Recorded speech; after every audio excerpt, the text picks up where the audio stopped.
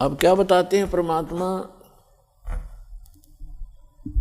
के सुरपति दुखिया भूपति दुखिया रंक दुखी बपरीति हो कि रंक यानी निर्धन व्यक्ति तो स्वाभाविक दुखी होता है, उस पर तो सभी दुख विद्यमान होते हैं। अब क्या बताते हैं कि कहे कबीर और सब दुखिया एक संत सुखी मन जीती हो। एक संत सुखी हो सकता है इस पृथ्वी पर जिसने अपने मन को जीत लिया। मन को पुण्यात्मा जीतना कोई हंसी खेल नहीं है। और गीता में लिखा है कि अर्जुन ने पूछा कि हे भगवान, आप कहते हो कि मन और इंद्रियों को रोक के एकांत स्थान पर ध्यान लगावे, तो अर्जुन कहता है भगवान इस मन को रोकना बड़ा कठिन है। इस बात को गीता ज्ञानदाता भी कहता है कि मन को रोकना तो वायु तूफान को रोकने के तुल्य है। फिर भी कहा कि कोशिश करे, उसका अभ्यास करने से उसका कुछ राहत मिल सकती है। ये तो है एक वेद ज्ञान जो इनकम्प्लीट है, क्योंकि बहुत से ऐसे ऋषि हैं, जैसे एक श्रृंगी नाम के ऋषि थे। उन्होंने इसी आधार से वन में जाकर घोर तपस्या की, हठ योग किया, इसी मन को रोकने के उद्देश्य से। पुण्यात्मा तत्व ज्ञान न होने से हम मनमुखी साधनाएं और अज्ञान के आधार से ये जीवन नाश करते रहे। जनसाधारण ये सोचा करता था कि बड़े महर्षि हैं, ऋषि हैं और बड़ा कठिन तप कर रहे हैं। उसके विषय में सूक्ष्म वेद में परमेश्वर ने आकर स्वयं बताया है कि डंब करें डूंगर चढ़े, अंतर जीनी झूल और जग जाने ये भक्ति करें, ये बोवें सूल बबूल। ऊंचे स्थान पर बैठते हैं, कोई पहाड़ पर, कोई ऊंचे से स्थान पर के दूर तक दिखाई देऊं मैं कहीं साधना कर रहा है कोई संत। डंब करें, डंब माने पाखंड करते हैं, लोग दिखावा करते हैं। डंब करें डूंगर चढ़ें, डूंगर माने पहाड़ पर ऊंचे स्थान पर चढ़ जाते हैं। अंतर झीनी झूल, अंदर जो की तू बकवाद भरी है, और जग जाने यो भक्ति करे, ये बोवे सूल बबूल। अपने भविष्य में ये कांटे बो रहे हैं तत्व ज्ञान के अभाव से। उसके लिए क्या बताते हैं परमात्मा कि एक श्रृंगी नाम के ऋषि थे। उन्होंने ऐसे ही अपने इसी अज्ञान आधार को प्रमुख रखकर जंग वन में चले गए, फॉरेस्ट के अंदर बैठ गए, जाकर हठ योग किया। इन्होंने क्या सोच रखा है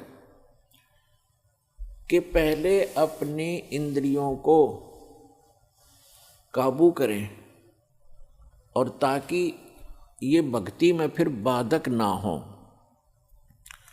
इस उद्देश्य को लेकर के दूसरा वो रखते हैं कि जैसे वन में चले भी गए तो भूख प्यास सताती है। उसके लिए ये महापुरुष क्या करते हैं कि खेचरी मुद्रा का प्रयोग किया करते थे। खेचरी मुद्रा, जैसे कई पंथ हैं, जैसे ये अंसा देश वाले तो इससे पे गाटा जोड़ रहे हैं। खेचरी मुद्रा, जीभ को उलटकर तालू पर लगा ले और कान बंद करके ये नाद क्रिया, ये तो बालकों के खिलौने हैं। इस मन कल्पित ये अपना एक ड्रामा है, इस जीवन को नष्ट करने का। तो इसी आधार से श्रृंगी ऋषि ने अमृत क्रिया को सिद्ध किया।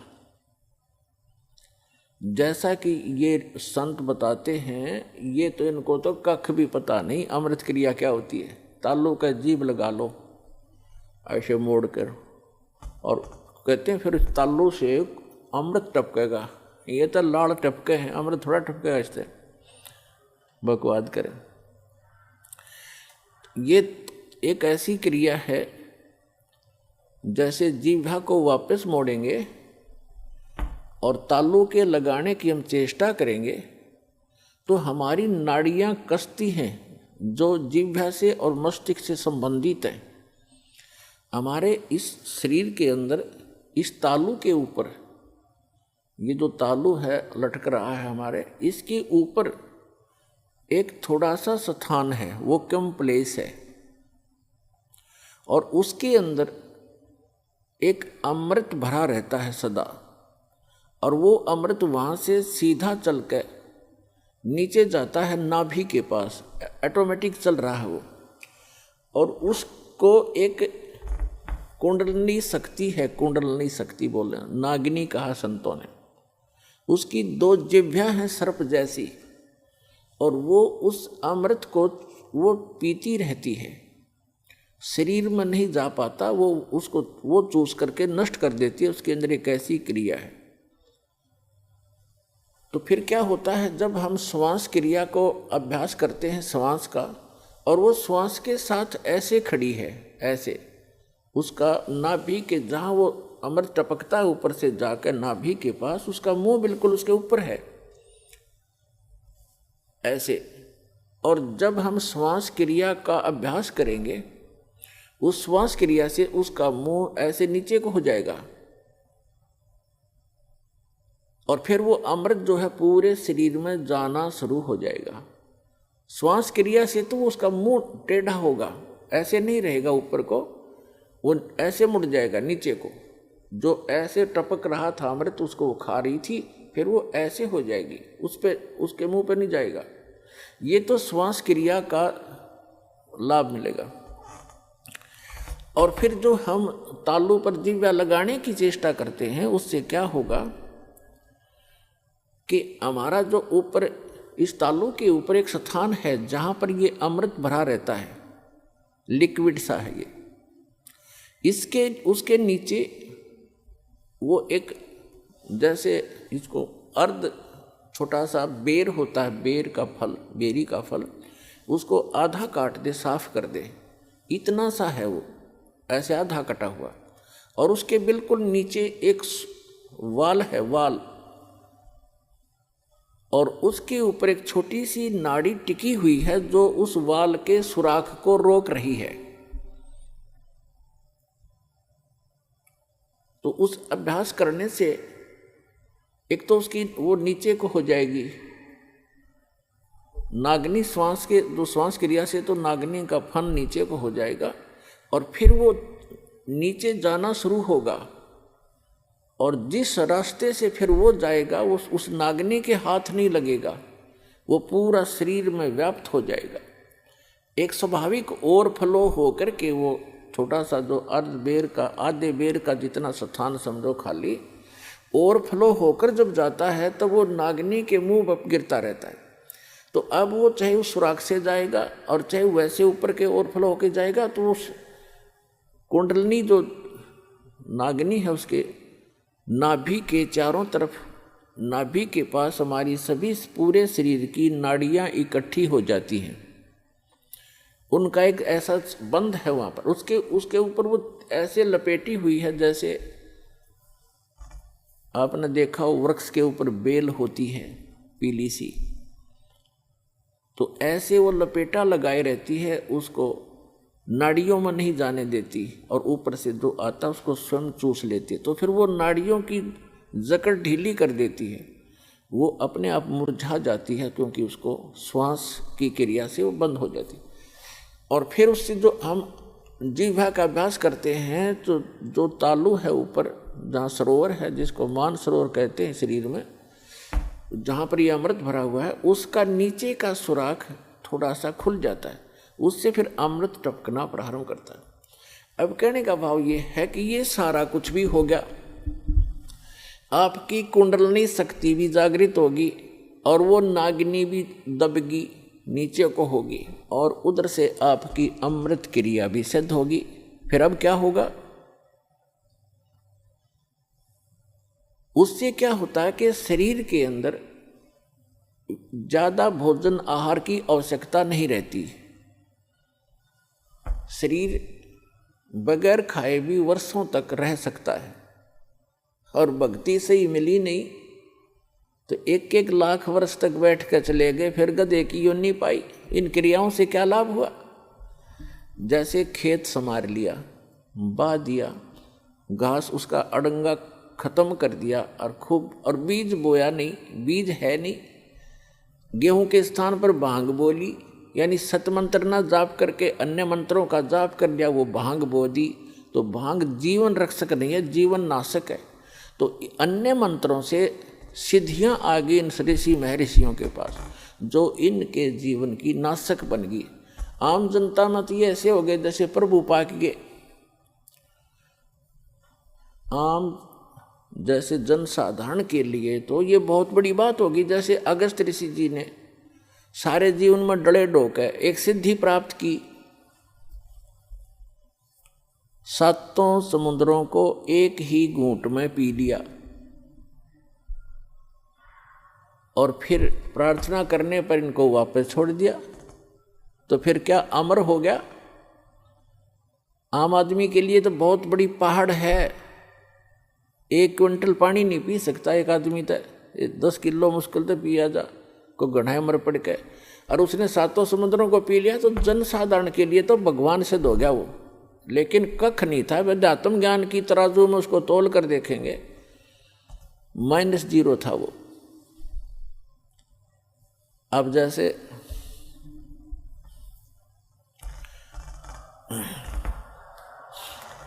प्रसंग चल रहा है, एक श्रृंगी ऋषि था, उसने ऐसी ये अमृत क्रिया सिद्ध करके और पूरे शरीर को साध लिया जैसा वो सोच रहे थे। और फिर क्या करता था वो, सारे दिन में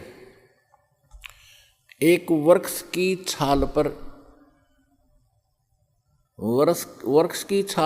एक बार दिन में जिह्वा लगाता था, ऐसे चाटता था, उसी से संतुष्ट हो जाता था, क्योंकि उसने अमृत क्रिया को सिद्ध कर रखा था। तो उसको इस बात का गर्व हो गया कि अब तूने अपनी इंद्रियों पर काबू पा लिया। वो ऋषि अयोध्या नगरी के पास बाहर बनी में, बाहर जंगल में, वन में, गांव से आधा किलोमीटर की दूरी पर रास्ते के साथ में बैठ गया, वृक्ष की तरफ मुंह करके, और सारा दिन में एक बार वृक्ष के छाल को जिह्वा से चाटे और बस ध्यान मगन रहे। कुछ ही दिनों में आने जाने वालों ने देखा कि एक महापुरुष बैठे हैं, ना खाते हैं, ना पीते हैं, ना सोते हैं और ना उठते हैं। आसपास पूरी नगरी अयोध्या के लिए एक बहुत बड़े जो है अचंभे की बात थी। नगर के लोग देखने जाने लगे, सारा दिन बैठे रहते थे, सारी रात बैठे रहते थे। जब उनको पक्का यकीन हो गया कि सचमुच महापुरुष के ये तो भगवान से मिल चुका है, सारे नगर में तहलका मच गया। राजा दशरथ तक बात गई। राजा भी स्वयं वहाँ पर गए अपने परिवार समेत संत के दर्शनार्थ, लेकिन संत मस्त हैं, ना किसी से बोलते हैं और न ही दिन रात में कहीं उठते और बैठते हैं, ना जाते हैं, ना कुछ पीते हैं, ना खाते हैं। उनके साथ उनकी बेटी भी गई राजा दशरथ की। श्री रामचंद्र जी और अन्य का जन्म तो बहुत बाद में हुआ है। उसमें उनकी एक पुत्री थी। अब राजा की लड़की प्रतिदिन अपनी नौकरानियों के साथ वहाँ जाने लगी। उसने किसी वैद्य को बुलाकर पूछा किसी व्यक्ति से कि ये ऋषि बात करे तब बात बने, कोई आशीर्वाद प्राप्त करें हम। तो एक वैद्य ने बताया कि जहाँ ये जिह्वा से चाटता है वहाँ पर मधु का लेप कर दिया जाए, यानी शहद लगा दिया जाए। अगले दिन उस राजा की लड़की दशरथ की बेटी ने ऐसा ही करवा दिया। जहाँ वो जिह्वा लगाता था वहाँ शहद लेप दिया थोड़ा सा। पहले दिन एक बार जिह्वा लगाता था पहले वो, उस दिन उसने 2-3 बार चाटा क्यों स्वादिष्ट लगा। अगले दिन तो कुछ ज़्यादा लगा दिया तो और ज़्यादा चाटा। धीरे धीरे उसका जो है भूख जागृत होगी। फिर उसको खीर ख्यार खिलाने लग गए। कुछ दिन के बाद वो हलवा पूरी खाने लग गया। अपने पिता की आज्ञा लेकर लड़की ने कहा कि ऐसे महापुरुष को पिताजी घर ले चलते हैं। राजा दशरथ ने उनको गुरु धारण कर लिया। श्रृंगी ऋषि युवा थे, अपने घर पर रख लिए और उन्हीं की देख रेख में, उन्हीं की आज्ञा से पुत्र प्राप्ति के लिए एक अनुष्ठान की तैयारी की। और उससे पहले वही श्रृंगी ऋषि दशरथ की पुत्री बेटी को लेकर चंपत हो गया। तो पुण्यात्माओं, परमात्मा कहते हैं मन के मते न चालियो, ये मन है पक्का दूत, और ले डोबे दरिया में जा हाथ से छूट। विकार मरे मत जानियो, जो भूबल में आग। जैसे ये साधु संत ऋषि वेदों और गीता के अनुसार साधना करके इनको ये भ्रम हो गया था कि हमने विकारों का नाश कर लिया। तो परमात्मा कहते हैं विकार मरे मत जानियो। जैसे अग्नि का अंगारा राख में दबा रखा हो, ऊपर से राख भी ठंडी हो जाती है, ऐसा लगता है जैसे आग खत्म होगी, लेकिन कहते हैं वो राख हटाओगे ना जब उस अंगारे के ऊपर से, वह पहले से ज़्यादा धधकती दिखाई देगी आपको। तो यहाँ परमात्मा कहते हैं विकार मरे मत जानियो, जो भूबल में आगे। अब ये विकार मरेंगे कैसे? वो क्रिया वही हैं, लेकिन उनके अंदर जैसे श्वास उश्वास की क्रिया क्या चीज़ है, ये तो एक समझ लो सिरिंज है। सिरिंज में औषधि कौन सी जानी चाहिए,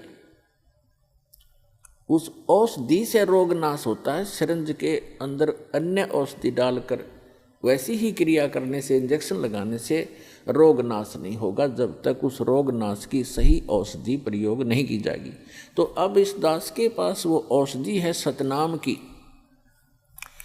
श्वास उश्वास के सिमरण है, और ये सिमरण से ही आपका मन भी काबू होगा, आपके विकार भी नाश होंगे।